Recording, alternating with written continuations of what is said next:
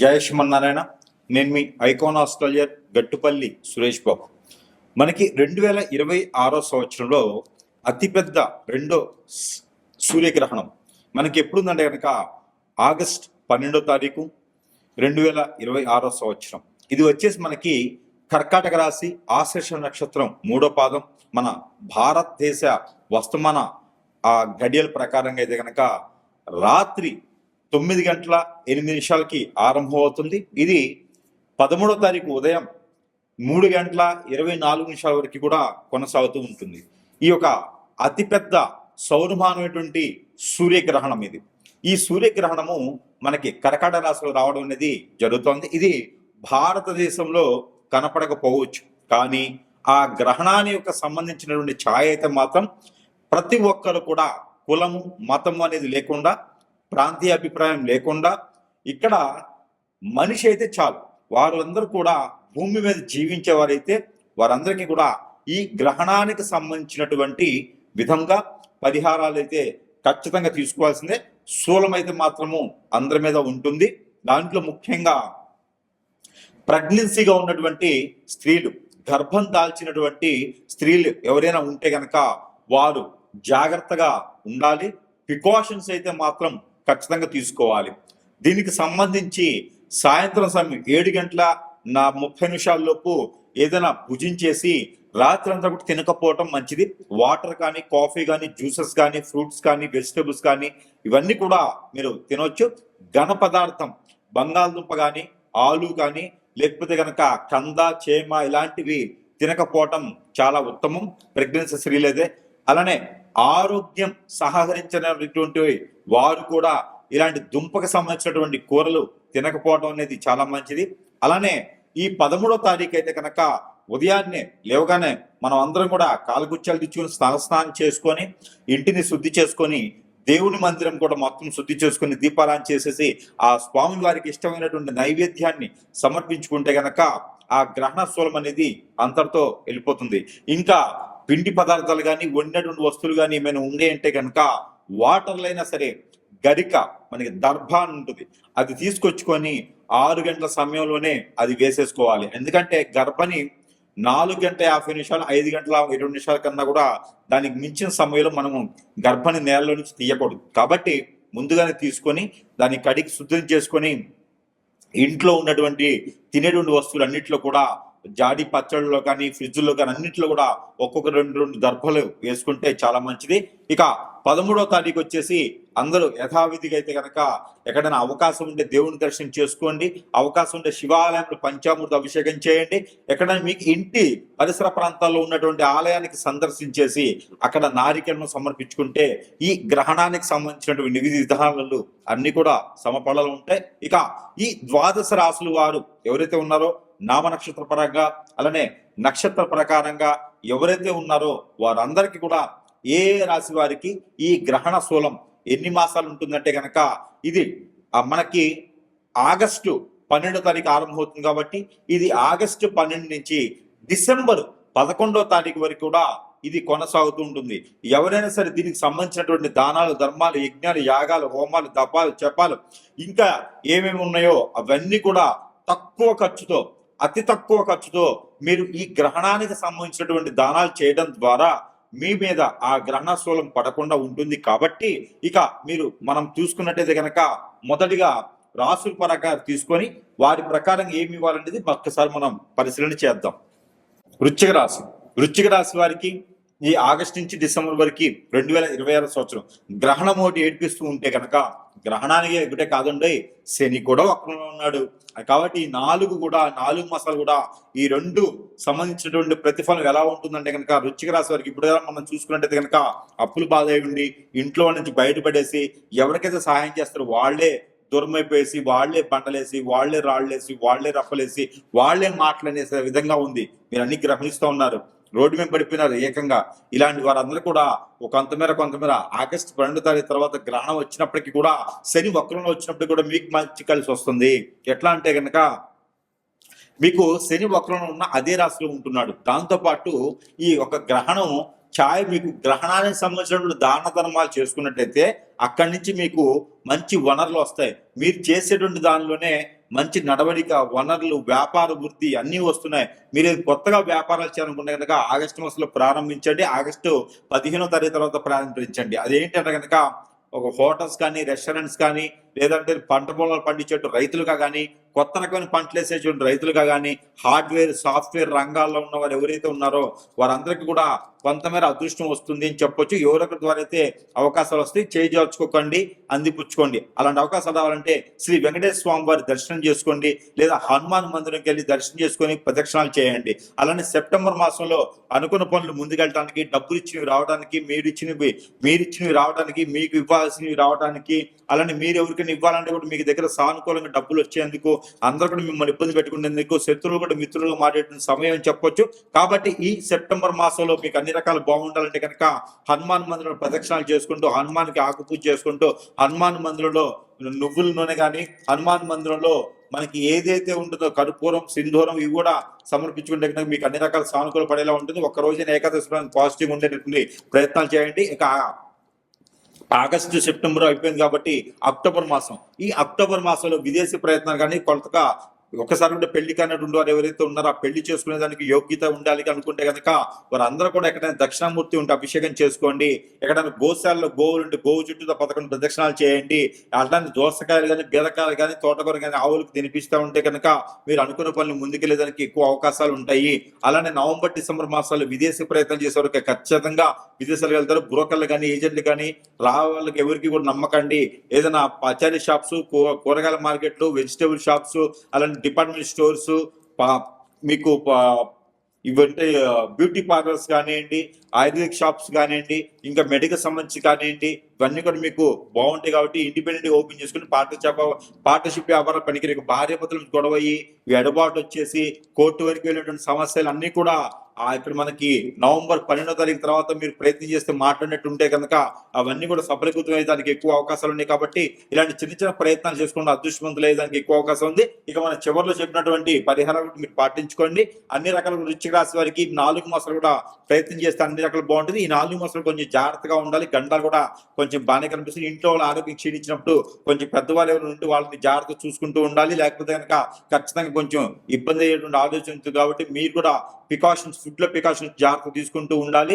ఈ 4 మాసాలు మిమ్మల్ని మీరు కాపాడుకుంటే కనుక 2027 ఫిబ్రవరి 17వ తారీఖు తర్వాత అద్భుతమైనటువంటి ప్రతిఫలాలు మీరు కనిపిస్తున్నారు. ఇంట్లో పెళ్లిళ్ళు కానీ, పేరెంటాలు కానీ చేయాలనుకున్న వాళ్ళందరూ కూడా చాలా జాగ్రత్తగా ఉండండి. 4 మాసాలు బెట్టింగ్ జోలు కానీ, ఎక్సైజ్ కానీ, అక్రమ సంబంధాలు కానీ, ఇంకేదైనా వేరే చెడు వ్యసనాలకు కానీ బానిస అవ్వకండి. వచ్చే సంవత్సరం మీకు అద్భుతమైనటువంటి అవకాశాలు ఉన్నాయి. కాబట్టి ఈ సంవత్సరం 4 మాసాలు జాగ్రత్తగా ఉండండి. అలానే ఇప్పటి వరకు రాసుల ప్రకారంగా ఇవన్నీ కూడా మనం చూస్తూ ఉన్నాం. కానీ ఇక్కడ ఎన్నో రకాలైనటువంటి సమస్యలు, ఒకరు విదేశాన్ని వెళ్ళాలని, లేకపోతే ఇంకొకరు చదువుకోవాలని, పోటీ పరీక్షలు పాస్ అవ్వాలని, ఇలా చూసుకున్నట్టు పోతే కనుక మనం అనుకున్న పనులు ముందుకెళ్లకుండా అష్టదిబ్బందన అయ్యేసి, జాతకం చూస్తేనేమో చాలా బాగుంటుంది, కానీ జాతకం లేకుండా మనకు చాలా జరుగుతూ ఉన్నాయి. ఇవన్నీ కూడా మనకు తెలిసినవే. ఇక దైవత్వమైనటువంటి కొన్ని వస్తువులు అయితే కనుక మన దగ్గర లభ్యపడుతున్నాయి. కాబట్టి అందరికి తెలిసిన విషయమే. మంత్రోచ్చారణ చేసి, అగ్నిహోత్రం చేసి, తంత్రాన్ని నింపి, మనకున్న సమస్యని కొట్టిమిట్లాడేటువంటి సమస్యలు కూడా ఇలా చెట్టులో ఒడ్డును వేసినటువంటి వస్తువులు, దైవజ్ఞమైనటువంటి వస్తువులన్నీ కూడా మన దగ్గర సమపాళాలు ఉన్నాయి. కాబట్టి మీ అవసరాన్ని బట్టి, మీ అవకాశాన్ని బట్టి సద్వినియోగం చేసుకునే దానికి ఇది ఉంటుంది. సరసమైనటువంటి ధరల్లోనే మీ చెంతకే చేర్చే సదవకాశం కూడా మన దగ్గర లభ్యపడుతుంది. కాబట్టి మీ సమస్య ఏముంది, ప్రతి ఒక్కరు కూడా కలవాలి అంటే సమయం ఉండకపోవచ్చు, మీరు ఎక్కడెక్కడో ఉండొచ్చు, నేను సమయం ఇవ్వకపోయి ఉండొచ్చు, కానీ వస్తు రూపాన కూడా మనకు సంబంధించి మీ దగ్గర పెట్టుకుంటే కనుక ఖచ్చితంగా కూడా దాని నుంచి కూడా మీకు పని అయ్యేలాగా ఉంటుంది. కాబట్టి మనము అగ్నిహోత్రంలో మంత్రము, అగ్నిహోత్రంలో తంత్రం కూడా చేసి మీ చెంతకి చేరుస్తాం. కాబట్టి ఎవరికైనా కావాలి అంటే కూడా మీరు స్క్రీన్ మీద కనిపించేటువంటి నంబర్కి సంప్రదించినట్టయితే కనుక మీకు కావాల్సిన వస్తువు మంత్రోచ్చారణ చేసి, కనీసం మీరు ఆర్డర్ పెట్టిన రోజు నుంచి 15 నుంచి 20 రోజుల సమయం అయితే ఖచ్చితంగా మీ చెంతకి చేర్చేందుకు పడుతుంది. ప్రతి ఒక్కరు కూడా దీన్ని గ్రహించుకోవాల్సి. ఇకపోతే మనకి పరిహారాల విషయంకి వస్తే కనుక ఈ రాశి వారు ఖచ్చితంగా ఈ పరిహారం చేసుకున్నట్టయితే కనుక ఇక కొంతమేర అయితే కనుక ఉపశమనం లభ్యపడుతూ ఉంటుంది. అలానే ఈ రాశి వారు కనుక ఈ గ్రహణానికి సంబంధించినటువంటి విధి విధానాలకు ఇబ్బంది లేకుండా ఉండేందుకు ఈ యొక్క పరిహారం చేసుకున్నట్టయితే ఆ గ్రహాల యొక్క సౌలభ్యం కావచ్చు, గ్రహాల యొక్క స్థితిగతులు కావచ్చు, అన్ని కూడా మీ వైపు కొంతమేరైనా సరే శుభ దృష్టిలో ఉండేలాగా ఉంటాయి. కాబట్టి ఈ యొక్క పరిహారం మీకోసం. ఇక గోధుమ పిండి కానీ, గోధుమలు కానీ, గోధుమ రవ్వతో కానీ మీకు బెల్లం వేసి పాలు పోసి చేసినటువంటి తీపి పదార్థం ఏదైతే ఉందో అది ఉదయించే సూర్యునికి నైవేద్యం పెట్టి ఉదయించే సూర్యుడికి నీళ్లు ఆర్చినివ్వండి.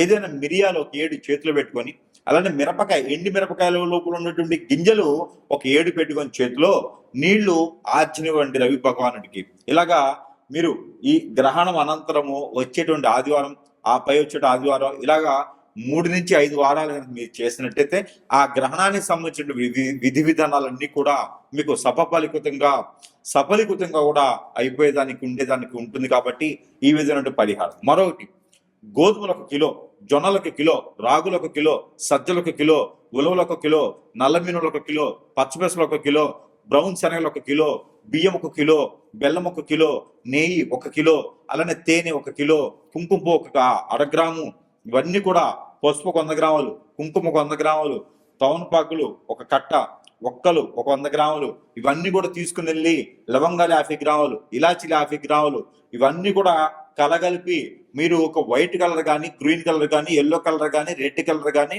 బ్లాక్ కలర్ కానీ ఒక వస్త్రంలో కట్టుకొని ఇవన్నీ కూడా ఎక్కడైనా సమీపంలో బ్రాహ్మణోత్తముడు కానీ, అయ్యవార్లు కానీ, అర్చకుల వారు కానీ ఉంటే అక్కడ వారికి దానం ఇవ్వండి. దానం ఇచ్చిన రోజున ఎవరికైతే ఇస్తారో వారి కాళ్ళకు నమస్కారం చేయకండి. అలానే ఇది గ్రహణం అనంతరం చేయవలసినటువంటి ప్రక్రియ. ఈ గ్రహణం అనంతరము అంటే ఆగస్టు 12వ తారీఖు తర్వాత మనకి సెప్టెంబర్ 12వ తారీఖు లోపు ఈ యొక్క దానం అనేది ప్రతి ఒక్కరు కూడా ఉదయం సమయంలో పిల్లలు, పెద్దలు, భార్య, భర్తలు, ఇంకా పెద్దవారు కూడా అందరూ కూడా చేతులు వేసేసి ఆ మూటని అందరికి ముడుపులాగా చేసి ఆ ముడుపుని గనక అక్కడ ఉండే అర్చకుల వారికి సమర్పిస్తే గనక మీకున్నటువంటి కష్టాలే కాకుండా గ్రహణానికి సంబంధించినటువంటి దోషాలు కూడా పోతాయి. ఆ గ్రహణానికి సంబంధించిన దోషాలు మనకి పోయినాయంటే కనుక ఖచ్చితంగా మనం అనుకున్నటువంటి స్థితిగతులకి మనం వెళ్ళేదానికి ఎక్కువ ఆస్కారం ఉంటుంది. ఎవరైనా సరే గవర్నమెంట్ జాబ్ కానీ, సెంట్రల్ గవర్నమెంట్ కానీ, ఏదైనా సరే వైట్ కలర్ జాబ్ చేయాలని కానీ, నిరుద్యోగులు జాబ్ కోసం ఎదురు చూసేవారు కానీ మీరందరూ కూడా ఏం చేయాలంటే కనుక ఆవు పాలు, ఆవు నెయ్యి, ఆవు పెరుగు, ఆవు పాలు, అలానే మీకు ఇంకా సంబంధించినటువంటి ఏంటంటే ఆవు పిడకలు, ఇవన్నీ కూడా ఆవు సాంబ్రాన్ గడ్డీలు, ఇవన్నీ కూడా తీసుకెళ్ళి పన్నీరు, ఇవన్నీ కూడా తీసుకుని వెళ్ళి తల చుట్టూతా దిష్టి తీసేసి ఆ మిశ్రమాన్ని ఎక్కడైనా పాడి నీటిలో కానీ, పొదలు కానీ, చెట్లలో కానీ వేసివేయాలి. ఇలాగ మీరు చేసినట్టయితే కనుక ఎన్నో రకాలైనటువంటి దోషాలు పరిహారం అవుతాయి. మీకు నవగ్రహ దోషాలు కూడా అధిగమించేసి మీకు శని వక్రంలో ఉన్నాడు, ఈ శని వక్రం దోషం కూడా మీకు తొలగిపోతుంది. ఈ శని వక్రంలో జూలై 27వ తారీఖు నుంచి వక్ర దృష్టితో ఉండేసి డిసెంబర్ 11వ తారీఖు వరకు కూడా వక్ర దృష్టిలో ఉంటున్నాడు. కాబట్టి ఈ శని భగవాన్ అశుభ దృష్టి కూడా తొలగేందుకు నల్ల మినువులు, నల్ల నువ్వులు ఇవన్నీ కూడా మీరు కలగలుపుకొని దిష్టి తీసుకొని ఎక్కడైనా పడివేసినట్టయితే కనుక మీకు ఉన్నటువంటి గ్రహరీత్యా దోషాలన్నీ కూడా ఇలా చిటికలో పటాపంచలేదానికి ఎక్కువ ఆస్కారాలు ఉన్నాయి. ఇకపోతే 3వది, ఇక్కడ మీరు వచ్చినట్టయితే కనుక ప్రతిరోజు ప్రతి రాశి వారు, పిల్లలు, పెద్దలు, అంతకన్నా పెద్దలు, ఇక్కడ ఎంతమంది అయితే ఉన్నారో భార్య, భర్తలు అందరూ కూడా ఇంటిళ్ళపాది కూడా ప్రతి ఒక్కరైతే నాకు తెలిసినంత వరకు స్నానం ఆచరిస్తారు. ఈ స్నానం ఆచరించేటప్పుడు మీరు ఏం చేస్తారంటే ఒక్కొక్క రోజు ఒక్కొక్క వస్తువు ఆ స్నానం చేసి నీటిలో వేసుకొని స్నానం చేయండి. మీకు ఉన్నటువంటి గ్రహరీత్య దోషాలు, ప్రకృతించ దోషాలు అన్ని కూడా మీకు ఒక మేర నరదిష్టి, నరఘోష కూడా మీకు ఒక మేర అయితే ఖచ్చితంగా తగ్గేటువంటి అవకాశాలు ఉన్నాయి. మీరు ఏ పని కోసం ముందుకు వెళ్తున్నారో ఆ పనులన్నీ కూడా సకాలంగా పూర్తయ్యేలా కనపడుతున్నాయి. కాబట్టి మీరు ప్రతినిత్యము కూడా సోమవారం రోజున కర్పూరము, మంగళవారం రోజున మనకి ఇలాచీలు, బుధవారం రోజున ఉప్పు, అలానే గురువారం రోజున పసుపు, శుక్రవారం రోజున లవంగాలు, శనివారం రోజున మెంతులు స్నానం చేసే వాటర్లో వేసుకొని స్నానం ఆచరించండి. ఎన్ని వేయాలి? ఒక చిటికెడు. ఇంకా కూడా సబ్క్యూట్ లవంగా కూడా వేసుకోవచ్చు, ఇంకా కూడా దాల్చిన చెక్క కూడా వేసుకోవచ్చు. కాబట్టి ఇంకా ఇలాంటి ఏమైనా ఉంటే కూడా అవన్నీ కూడా స్నానం చేసే నీటిలో వేసుకుని స్నానం చేయడం వల్ల మీకు ఎన్నో రకాల రుమ్మతుల గురించి బయటపడేదానికి ఎక్కువ ఆస్కారం ఉంది.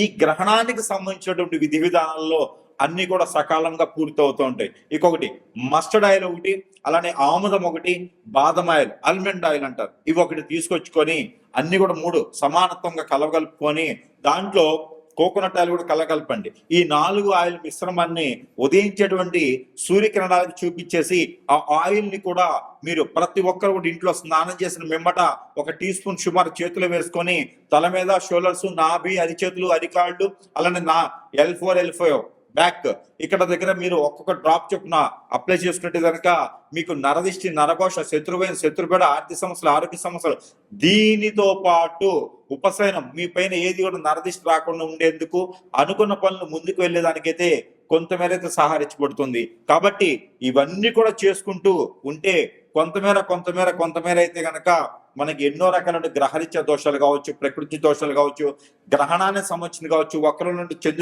వక్రంలో ఉన్నటువంటి శనీశ్వరుడు కావచ్చు, ఇవన్నీ కూడా మీకు సకాలంగా అయ్యేటువంటి దానికైతే ఆస్కారం ఎక్కువగా ఉంటుంది. ఇవన్నీ కూడా మీరు పాటించుకొని మీరు సుసంపన్నంగా, సుస్వాదనంగా, బహువిధంగా కూడా ఉండేలాగా మనస్ఫూర్తిగా అయితే కోరుకుంటా ఉన్నాను. జై శ్రీమన్నారాయణ.